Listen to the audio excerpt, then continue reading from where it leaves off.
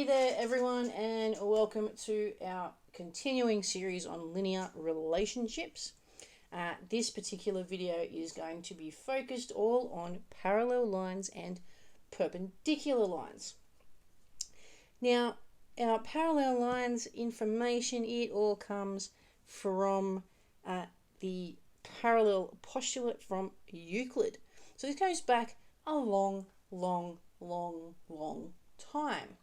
And it refers to things like co-interior angles and how that matters for parallel lines. Okay, now it all works out in the wash. Now I'm not going to go into that too much because we don't have a lot of time, so we're going to get stuck into the bits and pieces around parallel and perpendicular lines. Now, here we go. Here's a couple of diagrams. The first one here is all about parallel lines. And the big thing to remember for parallel lines is that they will all have the same gradient. So that's our big takeaway for parallel lines.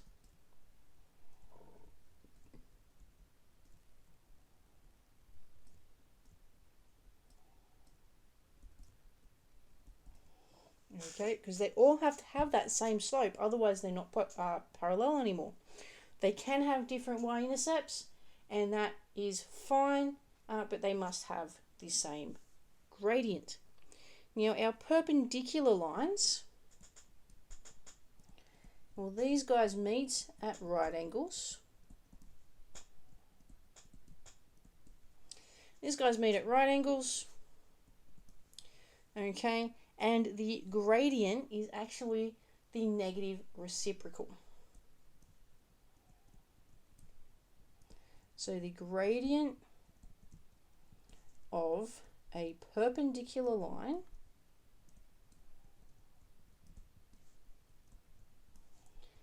is the negative reciprocal. The negative reciprocal, or the reciprocal of a number, being the upside down version. Okay, it's where we flip it essentially. We turn it upside down, we find its opposite. Alright, so for example, if I wanted the opposite of 3 over 4, I would flip that over and I'd get 4 over 3. That's a reciprocal.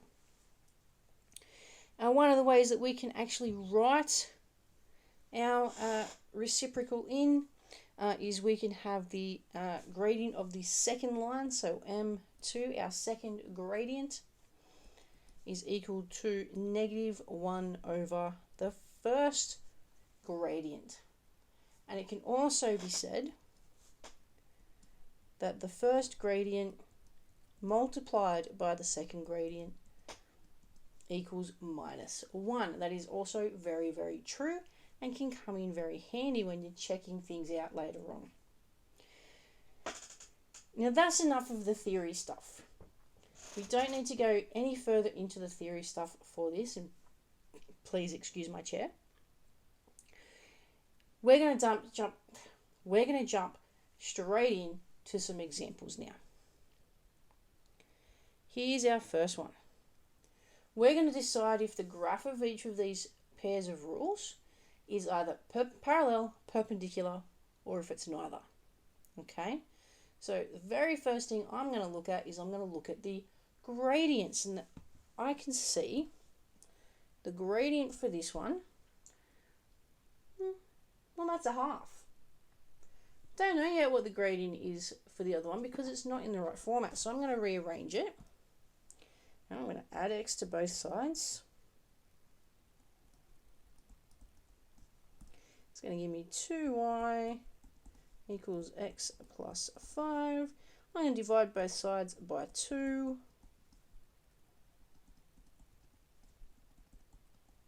And when I say both sides, I mean all of both sides. It's going to give me y equals, well, that's going to be a half x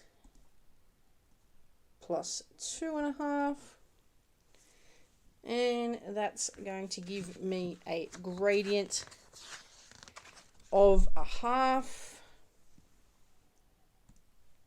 So if I look at that gradient, I can see there that they are the same. So the gradients are the same.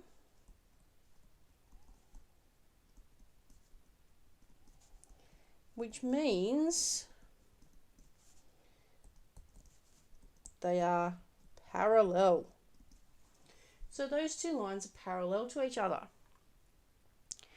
Let's look at the next one. And the next one is y equals minus 3x minus 8. And y equals a third x plus 1. So let's look at these gradients, because it's all about the gradient. Y-intercept is not as important in these. The gradient definitely is. Minus 3 and a third, well, they are actually reciprocals. And you can see that one is a negative and one is not. So we actually do have a negative reciprocal. So our gradients are reciprocals. Okay, one is negative, one is not. So that gives us a pretty damn good idea. But if we really want to check, I'm going to use our little trick from above. So m1 times m2 has to equal minus 1. So our first gradient is minus 3. If I times that by a third, I do in fact get minus 1. Woohoo, we have our answer. These guys are perpendicular. Alright, let's keep smashing through. We only have one more example for this one. We're going to find an equation of a line in both of these. We want to find the parallel one first, and it has to go through 1, 9. Okay, so we still need to have the same gradient, but we don't know what the y-intercept is for this one. So we're going to have a plus b at the end. We know the gradient, it has to be minus 2 because it is parallel, and the parallel lines have to have the same gradient. So I'm going to start by going y equals, and I'm going to keep my gradient of minus 2, and then I'm going to put plus b at the end because I don't know what the y-intercept for this line is. It has to pass through 1, 9. It might come out as minus 7. I doubt it though, because it needs to be parallel to that line. Okay, simple algebra is that we substitute in those values of 1 and 9.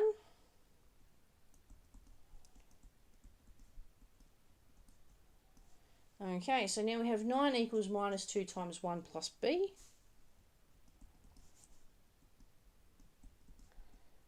Gives me 9 equals minus 2 plus b. Then I add 2 to both sides because that is my algebra step. And I get 11 equals b. So the ending of my new equation is going to be plus 11 instead of minus 7. Y equals minus 2x plus 11. Alright, so that's just finding the equation of that line of the parallel ones, remembering that parallel lines have to have the same gradient. Well, let's jump over now and look at how to find it for a perpendicular line.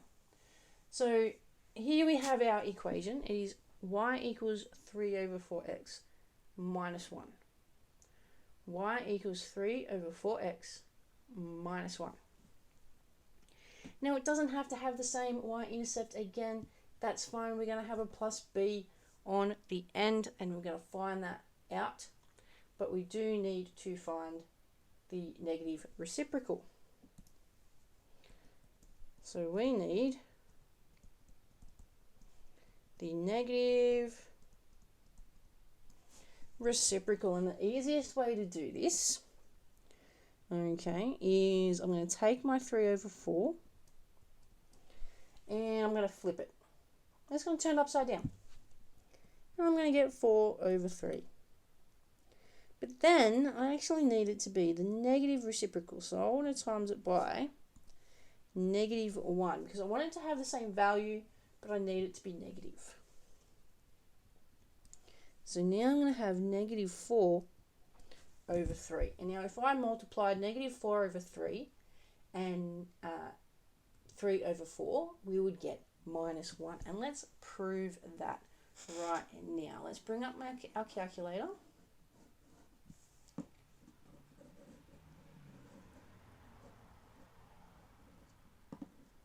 Let's bring up the calculator.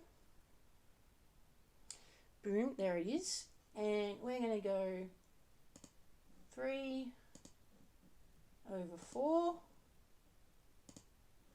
times minus 4 over 3. And what do we get? -1. So we know that's all worked out. Okay, let's get rid of our calculator again. Alright, so let's work this puppy out from the top. We're going to have y equals, and we're going to use our negative reciprocal of y minus 4 over 3, x plus b.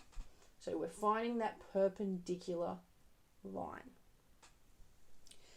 Substituting our values, so we're going to have -2 equals -4 on 3 times 3 plus b. Okay. -4 on 3 times 3.